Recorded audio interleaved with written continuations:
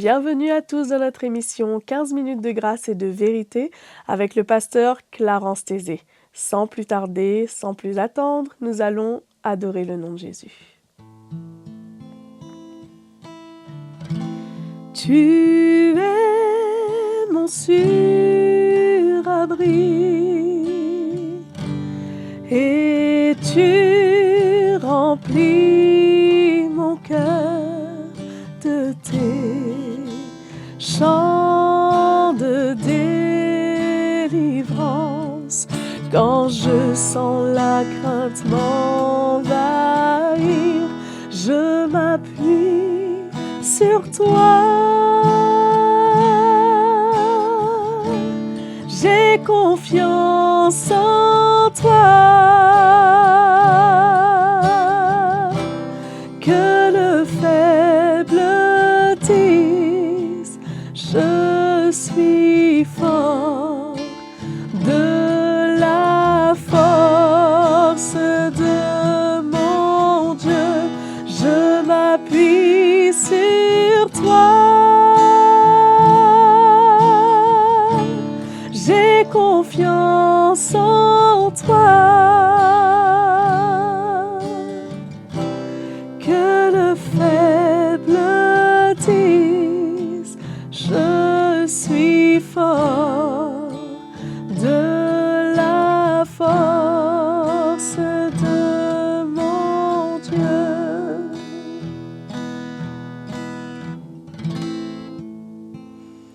Alléluia. Je vous laisse maintenant avec la parole de Dieu. Très bonne écoute à vous. Bienvenue encore une fois dans ce nouvel épisode de 15 minutes de grâce et de vérité. Et sans plus tarder, nous allons entamer notre épisode. Voilà. Donc le titre, c'est « Veille sur toi-même ». Très important. Il faut qu'on arrive à pouvoir veiller sur nous-mêmes, mes amis. Ce n'est pas simplement parce que... pas seulement, parce que nous avons été sauvés, que c'est gagné d'avance. Mais nous devons veiller. Veiller sur beaucoup de choses, afin de ne pas faire fausse route, afin de ne pas tomber, afin de ne pas emmener les autres aussi dans l'erreur. C'est très important. Vous allez me dire, mais moi, je ne suis pas un serviteur de Dieu. Oui, ok, d'accord. Mais c'est qui un serviteur de Dieu? N'importe qui veut plaire à Dieu, n'importe qui fait la volonté de Dieu. Nous sommes tous serviteurs du Seigneur. Maintenant, si vous parlez en termes de ministère, pasteur, apôtre, prophète, évangéliste, enseignant, ça c'est autre chose. Ancien, diacre, ceux qui œuvrent à un certain niveau dans l'Église selon la parole de Dieu, tout ça c'est autre chose. Mais ce que je vais parler ce matin, c'est pour monsieur tout le monde, vous et moi, afin que nous continuions à veiller sur nous-mêmes.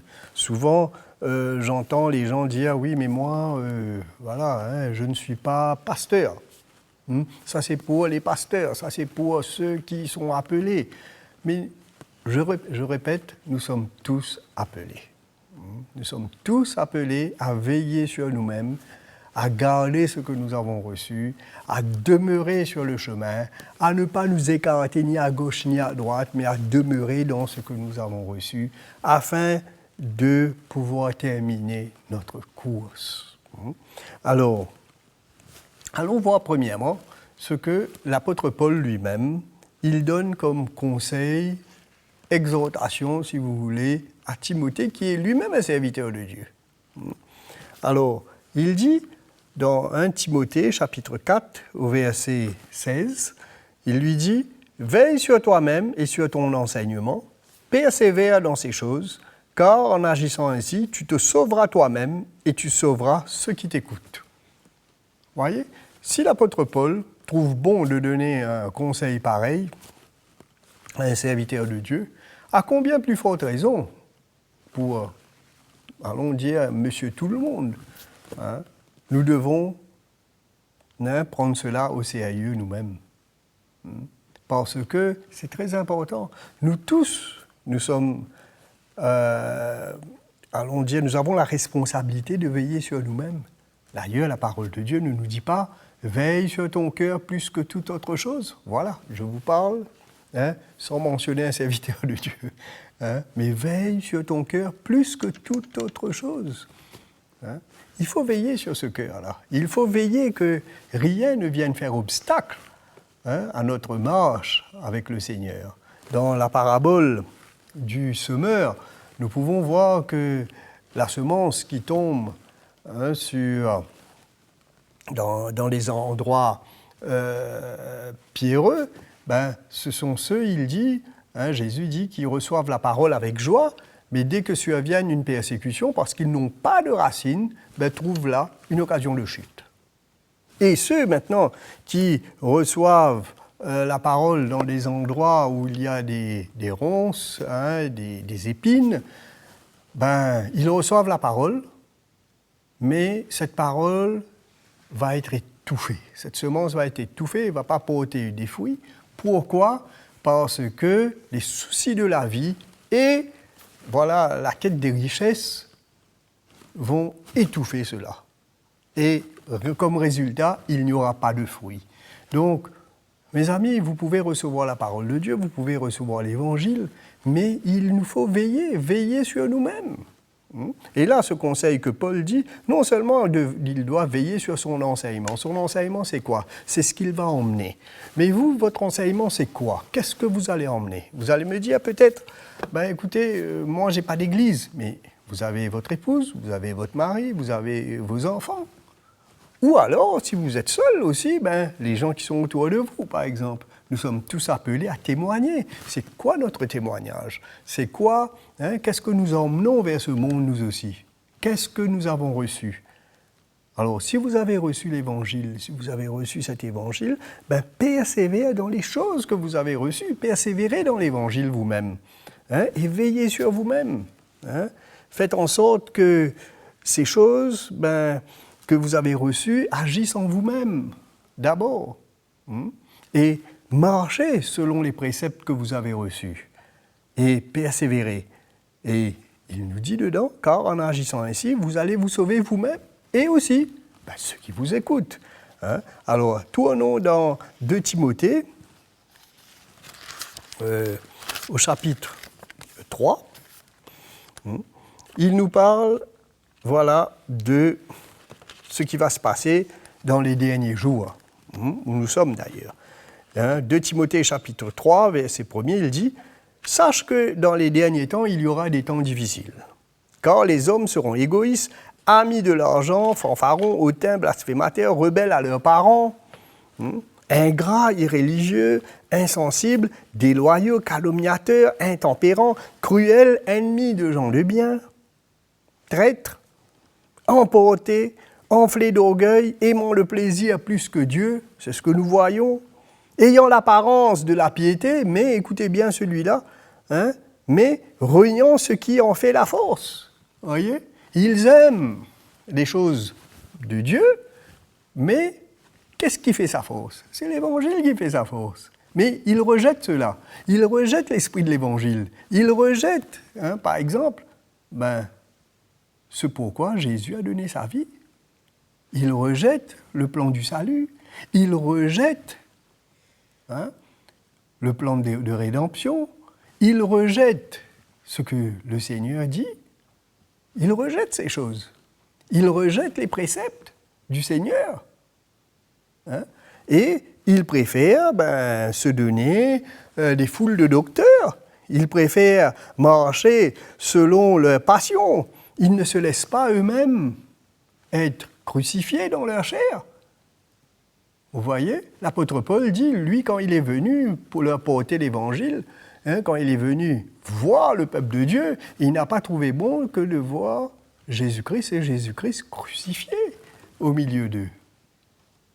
Et le Seigneur Jésus lui-même, il a dit, si quelqu'un veut être mon disciple, qu'il se renie lui-même, qu'il se charge chaque jour de sa croix et qu'il me suive. L'apôtre Pierre va dire aussi, si nous avons, pour nous, Christ est mort, armons-nous de la même pensée, que Christ est mort pour nos péchés. Et donc, finissons-en avec le péché, ne vivons plus dans le péché, parce qu'il est mort pour nous, identifions-nous avec lui.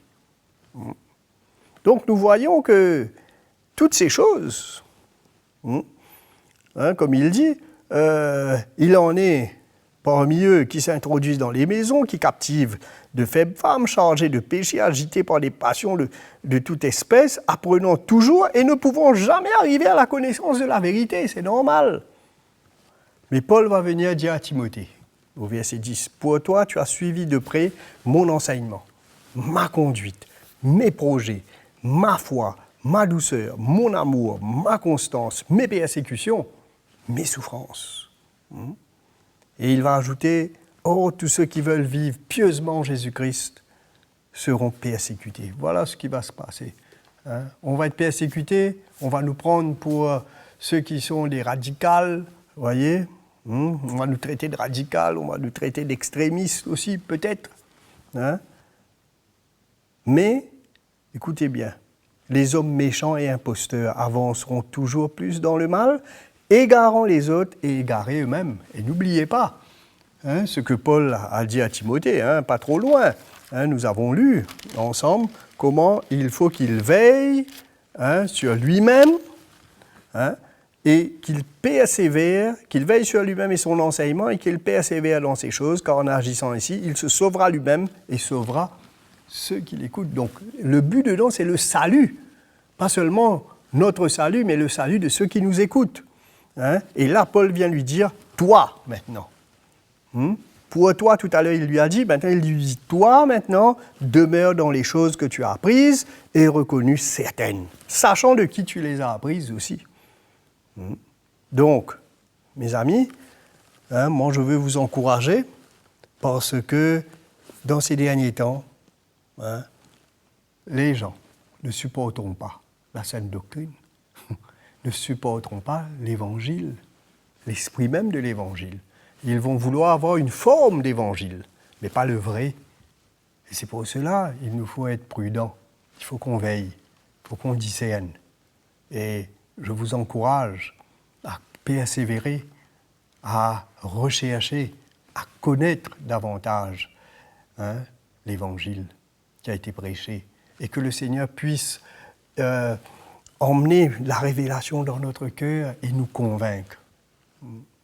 Aussi longtemps qu'on est convaincu de notre état de pécheur, aussi longtemps qu'on est convaincu que nous devons changer, que nous devons revêtir Christ, que nous devons mourir à nous-mêmes, que ce n'est pas les autres, mais c'est nous.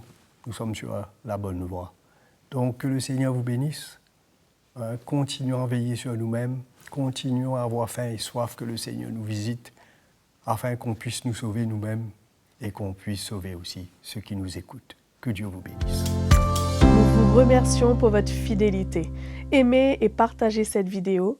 Abonnez-vous à notre chaîne CTMI et si vous voulez nous écrire, écrivez-nous à l'adresse qui s'affiche sur votre écran. À bientôt.